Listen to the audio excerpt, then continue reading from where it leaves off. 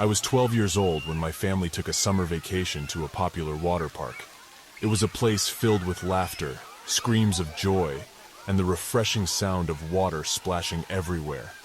Little did I know that amidst the joyous chaos, a terrifying encounter awaited me. One scorching afternoon, while exploring the water park, I happened upon a small, inconspicuous door tucked away behind a row of lockers.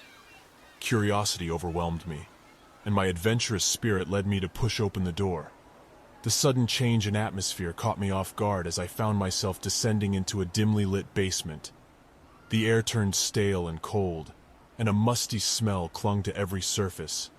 I cautiously made my way through the labyrinth of storage rooms, each one filled with forgotten equipment and dusty boxes. As I rounded a corner, a faint sound echoed through the corridor, sending a shiver down my spine. My heart raced as I followed the source of the noise, which seemed to grow louder with each step. Finally, I reached a room unlike any other. The space was cluttered with old animatronic characters, covered in dust and cobwebs. Their frozen faces wore expressions of joy and amusement, but in the dim light, their features seemed eerily distorted. One character, a clown with a peeling grin and rusted joints, stood out among the rest. Its once bright and vibrant colors had faded, and its eyes gleamed with a malevolent glint. As I stared at it, unable to tear my eyes away, a creaking sound filled the room, and the clown's arm twitched. Fear surged through me like an electric shock, and I stumbled backward, tripping over a forgotten prop. The sound of my fall echoed in the basement, alerting someone to my presence. Suddenly, the basement door burst open, and a furious park employee stormed in. "What are you doing down here?" the employee yelled, his voice filled with anger and concern. "This area is off limits."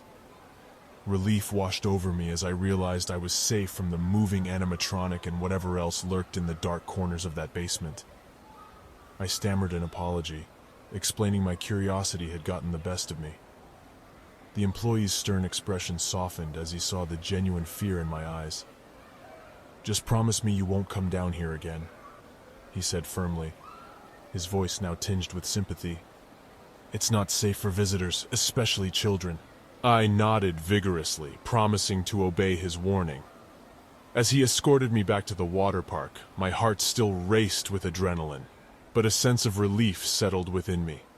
The water park, with its cheerful slides and joyful screams, felt like a sanctuary after my unsettling encounter.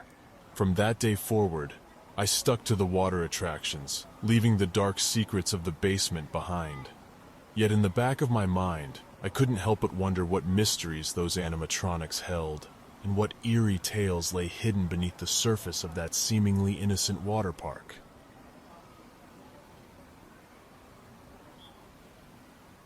I remember it vividly, as if it happened just yesterday. It was a scorching summer day, and my parents decided to take me to a water park to escape the heat. I was filled with excitement, ready to embark on a day of fun and adventure. Little did I know that this trip would turn into a terrifying ordeal that would haunt me for years to come. As we arrived at the water park, my heart raced with anticipation. The sound of laughter and splashing water filled the air, and the sight of colorful slides and pools brought a smile to my face.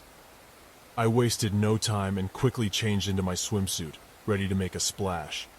Eagerly, I dashed towards one of the larger pools, adorned with a towering slide.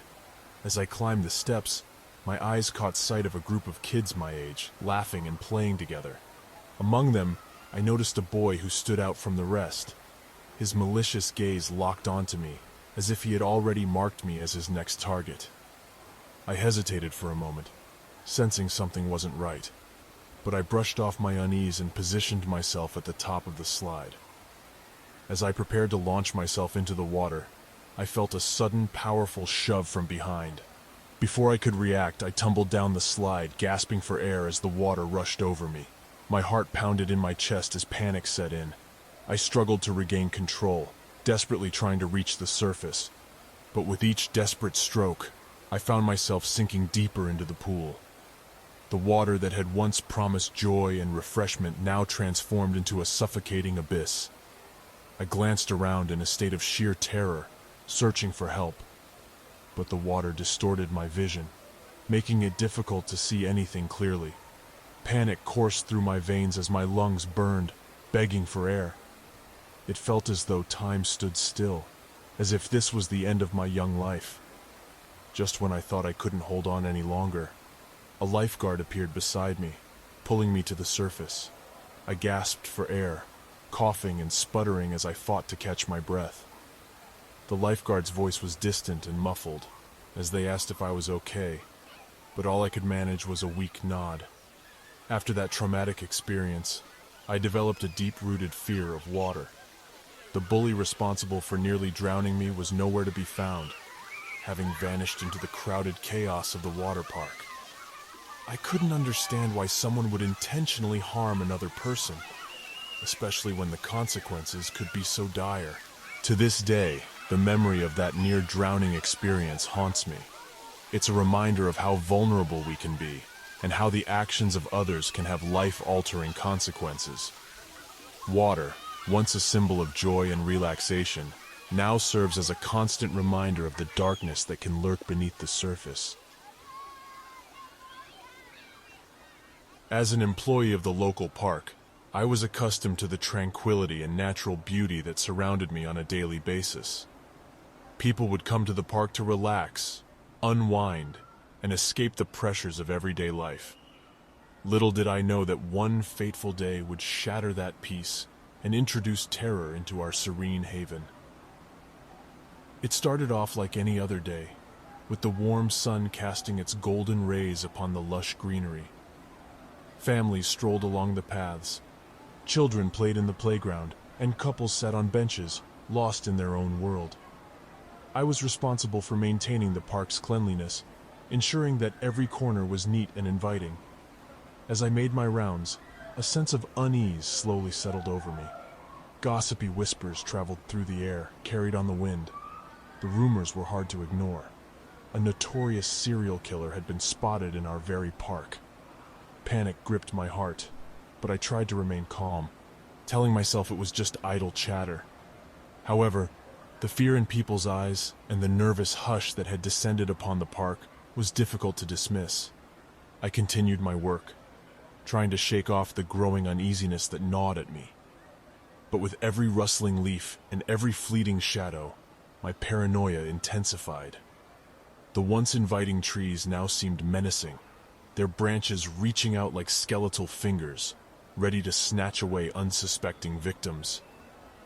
My eyes darted around, scanning the faces of every passerby. Could one of them be the notorious killer?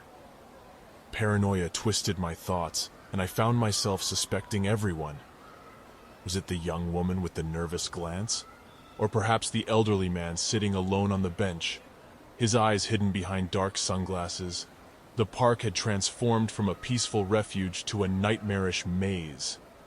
Each footstep echoed ominously, my heart pounding in my chest like a drumbeat of terror. The cheerful laughter of children was now a haunting echo, as if taunting me with the innocence I feared to lose. Time seemed to slow down, stretching each moment to unbearable lengths. My senses were heightened, every sound magnified to an unbearable crescendo. The crunch of leaves underfoot became a symphony of impending doom, and the whistle of the wind transformed into the sinister whispers of the killer's presence. I yearned for the safety of my sanctuary, the comfort of my home, but duty kept me rooted in the park, bound to my responsibilities.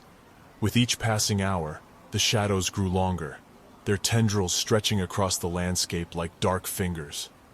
Nightfall was imminent, and the thought of being alone in the park with the potential threat lurking nearby terrified me beyond measure. Finally, as the sun dipped below the horizon, painting the sky with streaks of red and orange, I finished my work. Trembling, I locked the park gates, hoping to keep out any lingering dangers. The once familiar path leading to the exit now seemed endless, the eerie silence of the deserted park overwhelming. I hurried home, my footsteps quick and nervous. The soft glow of the streetlights offered some solace, but I couldn't shake the feeling of being watched. Every rustle in the bushes, every flicker of movement in my peripheral vision sent shivers down my spine. That night, I huddled in my bed, the covers pulled tight around me. Sleep eluded me as my mind replayed the day's events, each scenario more terrifying than the last. The image of the killer's face haunted my thoughts, and the park that had once brought me joy now filled my dreams with dread. From that day forward, the park lost its allure, its once inviting atmosphere forever marred by the presence of a lurking menace. And as an employee, I couldn't help but wonder when or if the nightmare would end, and our beloved park would be free from the grip of fear.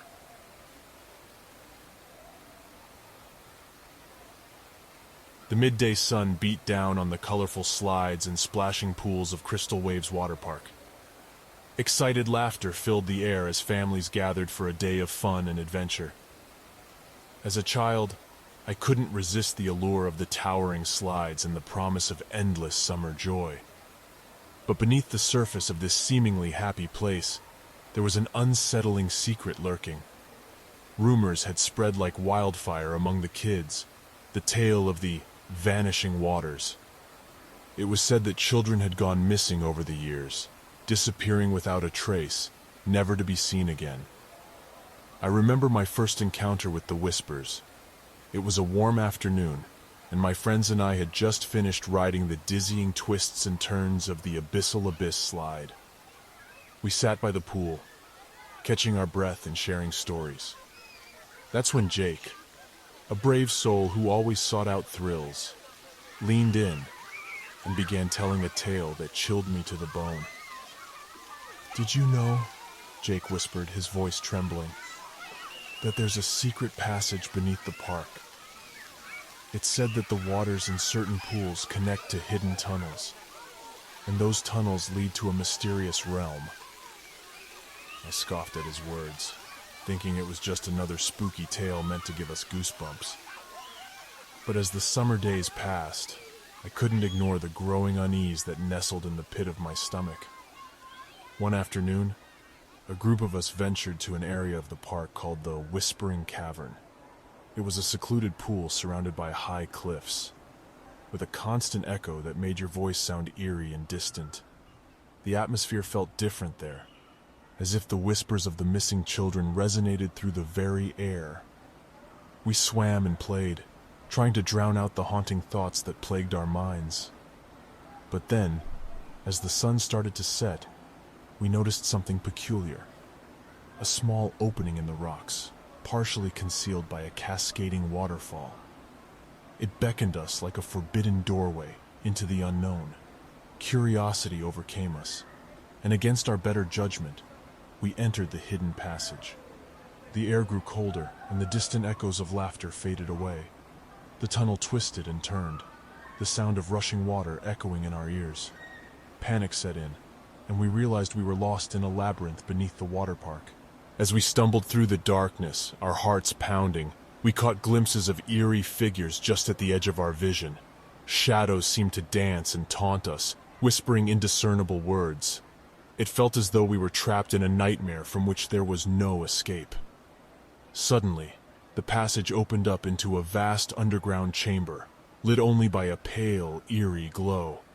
In the center stood a figure, cloaked in darkness. The whispers grew louder, forming words that chilled us to our core. It was a voice, ancient and otherworldly, speaking in a language we couldn't comprehend. Paralyzed with fear, we watched as the figure reached out, its long, bony fingers stretching toward us. In that moment, instinct took over, and we sprinted back the way we came, fueled by pure terror. We emerged from the passage, gasping for air, back into the familiar surroundings of the water park. We never spoke of our encounter to anyone. The memory haunted us, a constant reminder that there was something sinister lurking beneath the surface of Crystal Waves Water Park. From that day forward, the laughter and joy of the park were tinged with an indelible shadow. The knowledge that children could vanish without a trace, swallowed by the secrets hidden within those waters. Hey everyone, if you enjoyed today's scary stories, consider subscribing and dropping a like on the video. If you have any ideas for what stories you would want to hear next, feel free to drop a comment below. Stay sleepless.